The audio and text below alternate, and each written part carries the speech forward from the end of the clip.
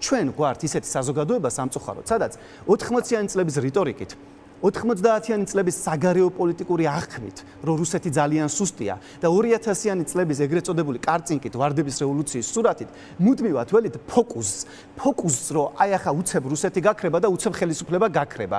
და ამ დროს ივანიშვილის ხელში უჭირავს ჯოკერი, რომელიც მუდმივად ეუბნება ხალხს, რომ მე თუ არა, აი ამათ შეხედეთ, როგორი თავნება ვითომ პრინციპულები არიან, როგორ ვითომ თავიანთი სიმართლისთვის რას იზამენ. სინამდვილეში ხო იცით, რომ იტყუებიან და აი ეს ამ ხალხის მოშვება ხელისუფლებაში გამოიწვევს იმას, რომ იქნება ომი და მარტო მე დავალაგებ რუსეთთან. და რა გინდათ ჩემთან? მე ვარ ცოტა პრორუსი, აი ამას ამბობს ივანიშვილი. ბოლოს ეს დაილექა.